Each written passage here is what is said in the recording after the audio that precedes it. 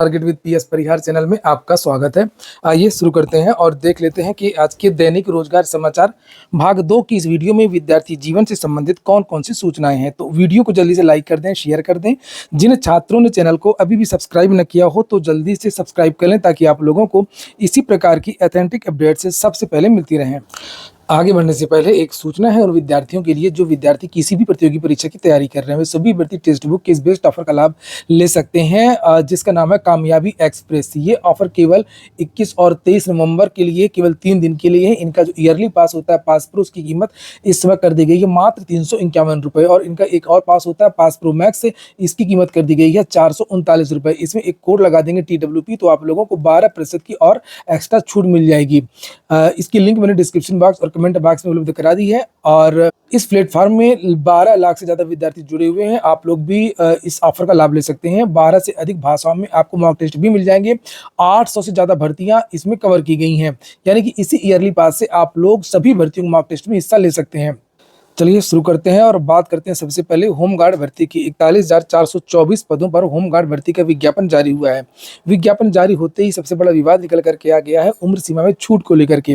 विद्यार्थी मांग कर रहे हैं कि पहले की तरह इसमें अधिकतम उम्र सीमा 45 वर्ष ही होनी चाहिए। यहाँ पर आप लोग देख सकते हैं राकेश सिंह रघुवंशी का भी बयान आया है और क्या कह रहे हैं ये होमगार्ड भर्ती को लेकर के।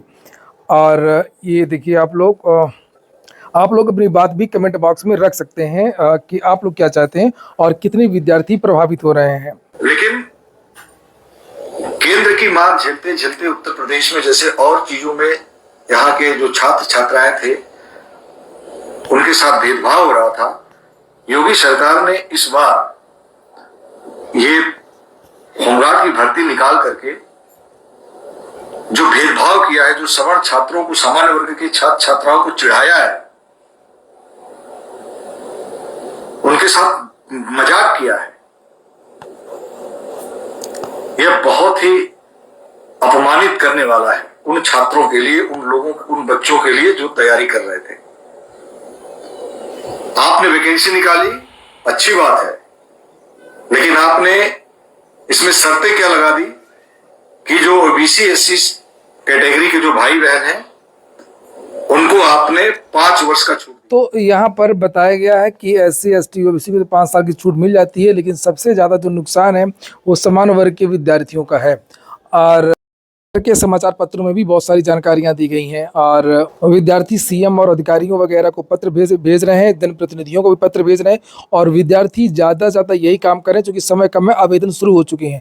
अगर आप लोग चाहते हैं कि होमगार्ड भर्ती में उम्र सीमा में छूट मिले तो आप लोग भी पहले यही काम करिए कि जितने विधायक सांसद प्रतिनिधि हैं उनसे उनके पास जाकर के अपनी बात रखिए और उनसे कहिए कि वो सीधे CM योगी के पास जाएं और उनसे कहें कि इसमें ये अन्याय हो रहा है, होमगार्ड भर्ती में कम से कम 5 साल की छूट मिलनी चाहिए। और छात्रों का एक ग्रुप है, मैं डाल दूंगा, आप लोग डिस्क्रिप्शन में उसको देख लीजिएगा और आप लोग चाहें तो उसमें जुड़ सकते हैं, अपनी बात रख सकते हैं। चलिए बात करते हैं अब उपेंद्र कुशवाहा का मंत्री बेटा वायरल। बिहार में अभी शपथ ग्रहण हुआ है और वहाँ पर एक युवा मंत्री है, कई युवा मंत्री हैं, कई लोग पहली बार बन रहे हैं, लेकिन एक और मंत्री है जो वायरल हो रहा है, उसको देखते हैं। ये देखिए आप लोग, लिखा है उपेंद्र कुशवाहा का दांव बेटे को मंत्री पद दिलाने में सफल। और चर्चा इस बात को लेकर के है कि कितना ज़्यादा परिवारवाद है और केवल कुछ ही लोग हैं जो राजनीति में रहना चाहते हैं। उपेंद्र कुशवाहा खुद राज्यसभा के सांसद हैं, पत्नी इनकी स्नेहलता भी विधायक हैं, अभी जो चुना हुआ है, और जो बेटा है इनका दीपक प्रकाश वो मंत्री बना है। तो घर में 3 लोग हैं, तीनों लोगों को पद मिले हुए हैं। वही बात यहाँ पर लिखी है और ट्विटर पर इसमें ट्रेंड में भी चल रहे हैं। बिहार की नवगठित सरकार में उपेंद्र कुशवाहा का बड़ा दांव काम आ गया। उनके पुत्र दीपक प्रकाश को भी मंत्रिमंडल में शामिल कर लिया गया और इसलिए भी महत्वपूर्ण है क्योंकि वो किसी भी सदन के सदस्य नहीं है। तो वहाँ पर विधान परिषद होती है, जैसे नीतीश कुमार अभी किसी भी सदन के सदस्य नहीं है, यानी कि वो विधायक MLA नहीं है, लेकिन वो MLC बनते हैं हर बार। इस बार भी वो MLC ही बने। लेकिन फिर भी यहाँ पर बात यह है कि उपेंद्र कुशवाहा, इनकी पत्नी और विधायक बेटा, तीनों लोग। देखिए एक टीचर हैं गगन प्रताप, इन्होंने भी ये ट्वीट किया है, पापा राज्यसभा सांसद, मम्मी सासाराम से विधायक चुनी गई हैं, बेटा मैं भी मजा लूंगा, मुझे ही मंत्री बनना है।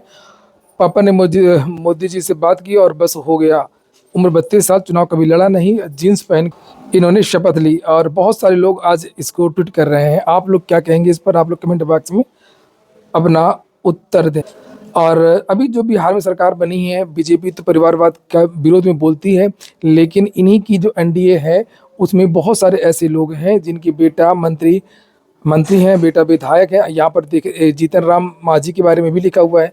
केंद्र में मंत्री जीतन राम मांझी के बेटे संतोष कुमार सुमन भी मंत्री बने।